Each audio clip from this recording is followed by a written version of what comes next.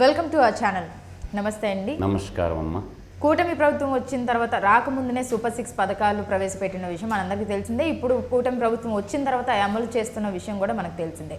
కానీ ఇప్పుడు వైసీపీ వారు ఇచ్చిన హామీలన్నీ కూడా మోసపూరిత హామీలు అని, ఇప్పుడు ఇచ్చిన ఆ హామీల్లో ఒక హామీ తల్లికి వందనం పథకాన్ని ఇప్పుడు వాళ్ళు నెగిటివ్గా ప్రొజెక్ట్ చేయడానికి ట్రై చేస్తున్నారు. అంటే ఎంతమంది పిల్లలు ఉంటే అంతమందికి ఇస్తామన్నారు, కానీ ఇప్పుడు తల్లికి మాత్రమే ఇస్తున్నారని నెగిటివ్గా ప్రొజెక్ట్ చేస్తున్నారు. అసలు దీనికి కారణం ఏంటంటారు? అసలు పథకం విశేషాలు ఏంటంటారు? ఈ పథకం ఏంటంటే, గతంలో అమ్మ ఒడి అని ఒక పథకం ఉండేది. దాన్ని ఏం చేశారంటే, కూటమి ప్రభుత్వం సూపర్ 6లో భాగంగా తల్లికి వందనం అని ఒక పేరు పెట్టి, మేము చదువుకునే ప్రతి బిడ్డకి సంవత్సరానికి 15,000 రూపాయలు ఇస్తామని ఎలక్షన్ ప్రచారంలో ప్రచారం చేసిన మాట వాస్తవం. దాంట్లో ఎటువంటి అవకాశం లేదు, తప్పులు ఎతకాల్సిన పని లేదు.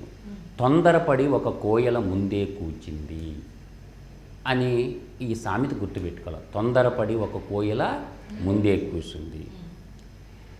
ఈ అసాక్షి పేపరు, అవినీతి పుత్రిక, అవినీతి సొమ్ముతో పెట్టినటువంటి ఈ సాక్షి మీడియాకి, సాక్షి పత్రికకి ఇంకేం పని బాట లేక మనం సర్క్యులేషన్ అంతా దొబ్బింది. దేకేటోడు ఊళ్ళేడు ఆ పేపర్ని, ఆ ఛానల్ని. కాబట్టి వాళ్ళు కూడా వాలంటీర్లను అడ్డం పెట్టుకొని రోజు 2,64,000 పేపర్లు ప్రింట్ చేసుకొని ఆంధ్రప్రదేశ్ యొక్క అప్పులు నాకేసినటువంటి అవినీతి పుత్రిక, విషపత్రిక ఆ సాక్షి. వాళ్ళు రాసే రోతరాతలకి అద్దు పొద్దు లేకుండా పోతుంది. నేను అంటున్న వ్యాలిడ్ పాయింట్ ఏంటంటే, గతంలో యాళ్ళు ముసుగులో ఒక నెలకి 22 రోజులు మీరు యాళ్ళు వేసుకొని ప్రభుత్వ రంగంలో ఉన్నటువంటి అన్ని యాళ్ళు వాళ్ళకే వేసుకొని ప్రభుత్వ అధికారులను బెదిరించి అనధికారికంగా సర్క్యులేషన్ పెంచుకున్న మాట వాస్తవమా అవాస్తవమా? ప్రతి ఎండిఓ ఆఫీస్కి, ప్రతి ఎంఆర్ఓ ఆఫీస్కి, పశువుల హాస్పిటల్కి, అంగన్వాడీ స్కూళ్ళకి, జిల్లా కలెక్టర్ ఆఫీసులకి, తర్వాత జిల్లా పరిషత్ ఆఫీసులకి, తర్వాత ఇరిగేషన్ ఆఫీసులకి, ఇట్లా ప్రభుత్వ రంగంలో ఉన్న ఆఫీసులకి పత్రికలు బలవంతంగా వేసి బిల్లు తీసుకొని ప్రజల సొమ్ము ఈ సాక్షి పత్రిక నాకేసింది కూడా వాస్తవమే. తర్వాత వచ్చేసరికి అఫీషియల్స్ ఉంటారు కదమ్మా, ప్రభుత్వ ఉద్యోగులు, విభిన్న రంగాల్లో ఉన్న ప్రభుత్వ ఉద్యోగులందరినీ బెదిరించి నిర్బద్ధంగా నీరుంచతో పేపర్లు కొనిచ్చుకున్నారు. ఈరోజు ఏమైంది?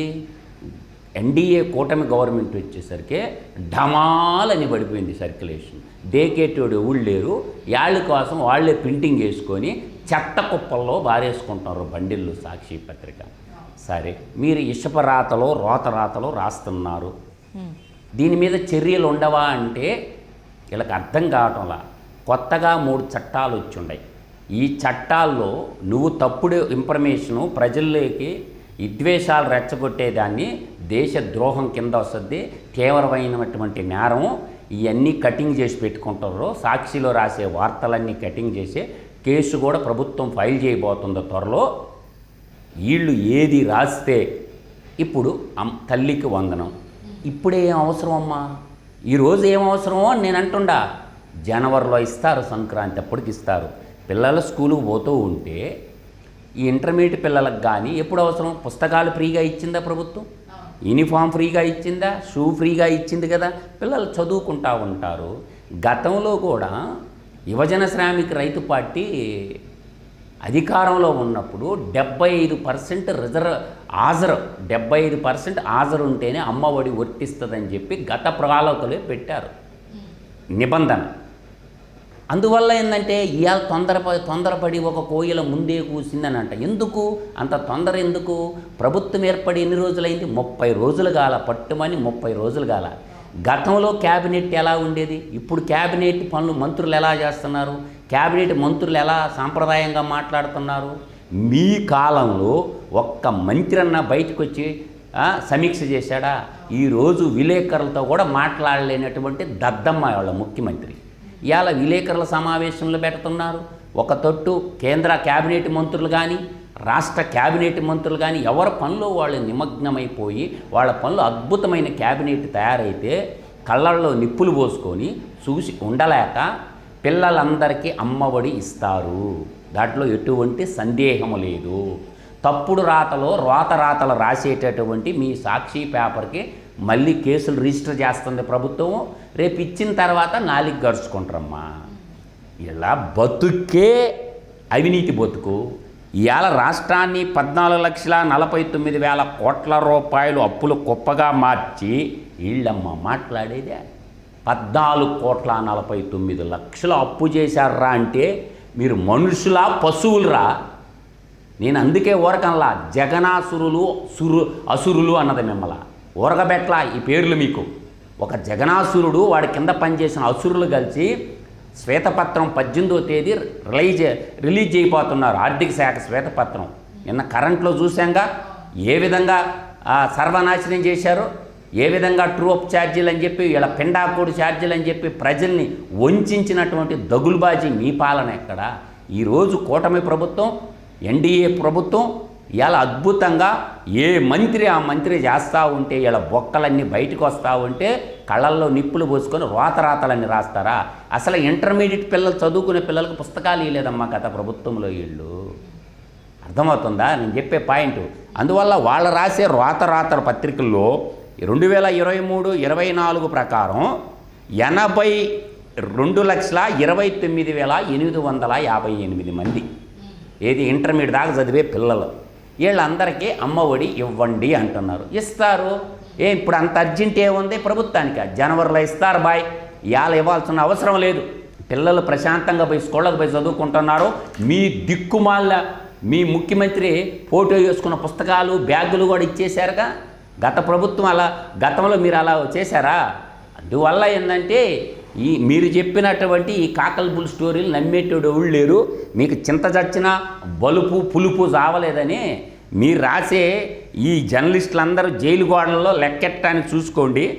82,29,850 మంది అని వాళ్ళు రాసుకున్నారు రాత పత్రికలో.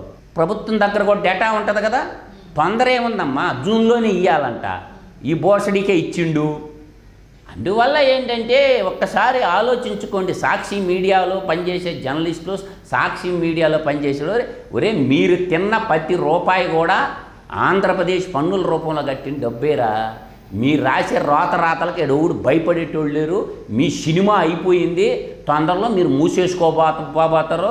మీ పత్రికలు కొనేవాళ్ళు లేక ఎవడు కొనలేకపోతే అనవసరంగా సర్కిల్ వేసి కేజీలు లెక్క అమ్ముకుంటారమ్మా కాటాల్లో స్క్రాప్కి. గురించి ఎవరు ప్రశ్నించరండి. ఓన్లీ సాక్షి పేపర్లోనే ఇటువంటి వార్తలు చూస్తున్నాయి. ఇంకే పేపర్లో చూసినా కూడా, ఏ ఛానల్స్లో కూడా ఇలాంటి వార్తలు అయితే రావట్లేదు దీని గురించి. ఎందుకంటే వాళ్ళ అవినీతి విషపుత్రిక కదమ్మా. విషం చెమ్మడమే వాళ్ళకి తెలుసు. అందువల్ల నేనేందంటే అందరి పిల్లలకి అమ్మఒడి వస్తుంది. ఎవరు భయపడాల్సిన అవసరం లేదు. జనవరిలో ఇస్తారు ఈ పథకాన్ని. ఈ జనవరిలో ఇంప్లిమెంటేషన్ చేస్తారు. ఇప్పుడు మెగా డిఎస్సి చేశాడమ్మా. 5 ఏళ్ళు నిద్రపోతే 16,000 చేంజ్ ఉద్యోగాలు రిలీజ్ చేశాడు కదా. ఆ డిఎస్సి పుస్తకాల మీద కూడా ఈ జగనాసురుడు బొమ్మేనమ్మా. పిల్లలందరూ తిట్టుకుంటారు చదువుకునే పిల్లలు. డిఎడ్ అప్పుడు తెలుగు సంస్కృతి అకాడమీ కింద ఉంది కదా, ఒక ఆమె ఉంది కదా, వీరగంధం లక్ష్మీ పార్వతి. వాళ్ళందరూ రోజు అట్టలు చింపేసి చదువుకుంటున్నారు. అందువల్ల తొందరపడి ఒక కోయల ముందే కూసిందని నేను ఎవరో చెప్పలా. మీరు రాసే ఈ రాతలందరికీ సివిల్ క్రిమినల్ కేసులు ఎదుర్కోవాల్సి వస్తుంది. కొంచెం భద్రంగా ఉండండి బిడ్డ. ఈ రాతలకి ఎవడు భయపెట్టేవాళ్ళు ఎవరు? జనవరిలో ఇస్తారు రా బాయ్ అమ్మఒడి. అప్పుడు దాకా తీరు రాసుకోండి. ఇప్పుడు సూపర్ 6 పథకాలు పెట్టారమ్మా బాబు గారు. ఒకటమిడి ఒకటి ఇంప్లిమెంటేషన్ చేస్తూ ఉన్నాడు కదా. ఇప్పుడు ప్రభుత్వానికి 5 ఏళ్లకు ఇచ్చిన పథకాలు ఇంప్లిమెంటేషన్ చేస్తాడు. తొందర ఎందుకు? రేపు దసరా నాటికి 3 సిలిండర్లు గ్యాస్ ఫ్రీ అని ఉంది కదా, అది దసరా నాటికి ఇంప్లిమెంటేషన్ చేసేటటువంటి ప్రయత్నం చేస్తున్నాడు. ఇప్పుడు దసరా ఇప్పుడు ఆడవాళ్ళకి బస్సు ఫ్రీ ఉంది. దాని మీద నివేదికలు తయారు చేసుకుంటున్నారు. గతంలో మనం రాష్ట్రాన్ని చేసి అప్పులు కుప్పగా మార్చిన రాష్ట్రాన్ని గాడిలో పెట్టాలి. ఒకవైపు అప్పులు కట్టుకోవాలా. నిన్న బ్యాంకర్ల సమావేశం పెట్టాడు. బ్యాంకర్ల సమావేశం పెట్టి చేసే పనులన్నీ చేసుకొని పోతాడు. ఒకసారి పరిగెత్తుతూ ఉండరు ఎమ్మెల్యేలు మంత్రులు ఎవరి పార్టీకి వాళ్ళు. ఇవాళ పట్టిసీమ నీళ్లు తెచ్చి కృష్ణా డెల్టాని కాపాడిండు. తర్వాత మీకు పురుషోత్తంపట్నం ద్వారా అటు లెఫ్ట్ కెనాల్ అయినటువంటి పోలవరం లెఫ్ట్ కెనాల్, దాని ద్వారా విశాఖపట్నం దాకా నీళ్లు పోయే ప్రయత్నం చేస్తున్నారు. ఇవన్నీ చేస్తూ ఉన్నారు కాబట్టి తొందరపడి రాతలు రాసుకుంటే మీ సిగ్గులేని బతుకులకి ఇంతకాడికి ఏం రాస్తారో రాసుకోండిరా, ఏం రాసుకుంటారో రాసుకోండి, పోయేది ఏమి లేదు. అన్ని పథకాలు ఒక్క 12 నెలలు ఓపిక పట్టండి, పట్టాలు ఎక్కతాయో లేదు చూడు. ఏ ప్రభుత్వం వచ్చినా 6 నెలలు సంవత్సరం వెయిటింగ్ చేయాలమ్మా. అప్పుడే ఈ రాతలు రాసుకొని మీ పత్రిక, మీ విషపుత్రిక, మీ అవినీతి పత్రిక నమ్మేటోడు ఎవడు లేడు, దేకేటోడు ఎవడు లేరు. అందువల్ల కాస్త భద్రంగా ఉండండి రా బిడ్డలారా. మీ సాక్షిలో పనిచేసే వాళ్ళందరూ కొంచెం భద్రంగా ఉండండి. నిన్న రేవంత్ రెడ్డి మీద కూడా ఒకడు అన్నాడు, కారు కోతలు కూర్చుండు. ఏమన్నాడు? రేవంత్ రెడ్డిని పట్టుకునేవాడు ఒక పుడింగ్ ఉండలే నాగార్జున యాదవ్ అని, వాడి మీద తెలంగాణలో కూడా కేసులు రిజిస్టర్ చేసి పెట్టుర్రా. కొమ్మినేని శ్రీనివాసరావు ఒకడు, ఆ ఈశ్వర్ గాడు అనే గాండుగాడిని, ఈ దేవులపల్లి అమరగాడిని తొందరలో జైలు వేస్తారు, బెయిల్ కూడా రావు. మీరు తొందరపడబాకండి రా. సాక్షిలో జల్లి మిమ్మల్ని ఏడ్చకపోతే అప్పుడు అడగండి రా. మిమ్మల్ని అందరినీ కొమ్మినేని శ్రీనివాసరావుని ఒకడిని, దేవులపల్లి అమరగాడిని ఒకడిని, ఈశ్వర్ గాడిని ఒకడిని, ఇటు తెలంగాణ ప్రభుత్వం ఏడ్చకపోద్ది, అటు ఆంధ్రప్రదేశ్ ప్రభుత్వం కూడా. ఎందుకు నాయన ఓపిక పట్టండి. అండ్ ఇంకోటి వైఎస్ జగన్మోహన్ రెడ్డి గారు చంద్రబాబు నాయుడు గారిని కూడా హెచ్చరిస్తూ కూడా ప్రెస్ మీట్ పెట్టారు కదా. ఈ ఉడత ఉప్పులకు ఎవడు భయపడతాడు కానీ పని చేసుకుంటారా, వీళ్ళ డైలాగులకు సమాధానం చెప్తారా? వీళ్ళ డైలాగులకు సంబంధం చెప్పడానికి మా లాంటి వాళ్ళు ఉండం కానీ ఏం ఇబ్బంది లేదా. ప్రభుత్వం పని చేసుకోవాలమ్మా. అభివృద్ధి సంక్షేమం 2 రైలు పట్టాల్లాగా నడిపిస్తున్నారు కాబట్టి పథకాలన్నీ డోకా లేకుండా ఇంప్లిమెంటేషన్ చేస్తారు. మీ జైళ్ళు బెయిళ్ళు సంగతి చూసుకోండి. అందువల్ల ఏంటంటే పెసరబాకండి రే. మీ జర్నలిస్ట్ కాలనీలో మీరు ఉండేది మాకు తెలీదా? మీ కొంపలా తెలుసురా. కేఎస్ఆర్, దేవులపల్లి అమరగాడు, ఈశ్వరగాడు మీ కొంప పెద్ద ఆయన పట్టి ఆగుంది ఇప్పుడు దాకా. లేకపోతే ఇంటికి వచ్చి తొక్కి పారేసిండే వాళ్ళు ఎప్పుడో కూడా కార్యకర్తలు. కాకపోతే చంద్రబాబు నాయుడు గారు వద్దు, చట్టబద్ధంగా పోదము, రూల్ ఆఫ్ లా, వాళ్ళ చట్టబద్ధంగానే వాళ్ళలాగా మనం మెంటల్ డాగ్స్ లాగా బిహేవియర్ చేయబాకండి అని కార్యకర్తలందరినీ చేతులు గట్టే పెట్టి పెద్ద ఆయన మాటలని మౌనంగా బరాయిస్తారు. లేకపోతే జూబ్లీ హిల్స్ ఉండే జర్నలిస్ట్ కాలనీలో దేవులపల్లి అమరగాడు, కొమ్మినేని శ్రీనివాసు మీరు ఉండేది మాకు తెలీదా ఏంది? పెద్ద ఆయన మాటలకి కట్టుబడి ఉండం కాబట్టి ఇంతసేపు ఉంది మీ సీను. లేకపోతే ఎప్పుడు చినిగిపోయి ఉండేది. మీరు నొక్కేసిన ఆంధ్రప్రదేశ్ డబ్బులు ఇరా కేఎస్ఆర్, నువ్వు నొక్కేసిన డబ్బు మొత్తం తిరిగి సంఘటిత నిధికి ఆ దేవులపల్లి అమరగాడు కూడా ఇచ్చేసేయాలా. మా డబ్బులు మాకు ఇచ్చేసేయండి చాలు, మేము మీ జోలికి రాము. మీరు తిన్నరో దొగులుబాజీ ముండా కొడకల్లారా, ఏది పెడితే అది రాతలు రాసుకొని మాటలు మాట్లాడితే సహనం నశించిపోతే అసహనంగా ఏర్పడింది అనుకో తొక్కి పారేస్తుంది గవర్నమెంటు. రూల్ ఆఫ్ లా ప్రకారం ఉన్నామో అన్ని పథకాలు ఇంప్లిమెంటేషన్ చేస్తారమ్మా. ఆడపిల్లలకి ఉచిత బస్సు ప్రయాణం కానీ, దసరా నాటికి గ్యాస్ సిలిండర్ల పథకం కానీ, తర్వాత తల్లికి వందనం పథకం కానీ ఇవన్నీ ఇంప్లిమెంటేషన్ అవుతాయి. చూడండి రా, 30 రోజుల్లో బీపీసీఎల్ కంపెనీ 75,000 కోట్లు పెట్టుబడి, కార్ల కంపెనీ, థాయిలాండ్ కార్ల కంపెనీ ఇవాళ పరుగులు తీస్తుందిరా. రాష్ట్ర రాజధాని మీద పనిచేస్తూ ఉన్నారు. మీరు చేసిన విధ్వంస పాలనకి ఇకనైనా నోరు మూసుకొని ఉండండి. రాతలు రాయకుండా నిజాలు రాయండి రా. నిక్కచ్చిగా తప్పు లేదా? నిజం ఉంటే రాయండి, తప్పే లేదు. మీరు రాతలు రాసే జర్నలిస్టులకి అందరికీ దబిడి దిపే త్వరలో ఉంది. మీరేం తొందరపడబాకండి. తొందరపడి ఒక కోయిల ముందే కూర్చుందని ముందే చెప్తున్నాను. తల్లిదండ్రులకు అందరికి క్షేమాంధ్రాలు ఉన్న అమ్మలకి, అక్కలకి, చెల్లెళ్ళకి అందరికీ చెప్తున్నా, అమ్మ జనవరి కల్లా మీ నిధులు మీ అకౌంట్లో వచ్చి పడితే వాళ్ళ రాతలు మైండ్లో పెట్టుకోబాకండి. 75% రోజు పిల్లల్ని స్కూల్కి పంపించండి, మీ డబ్బులు వచ్చి మీ అకౌంట్లో పడతాయి. దాంట్లో ఎటువంటి సందేహం లేదని మాత్రం చెప్పగలను. సత్యమేవ జయతే, లోకా సమస్త సుఖినో భవంతు, తమసోమా జ్యోతిర్గమయ, ధర్మో రక్షిత.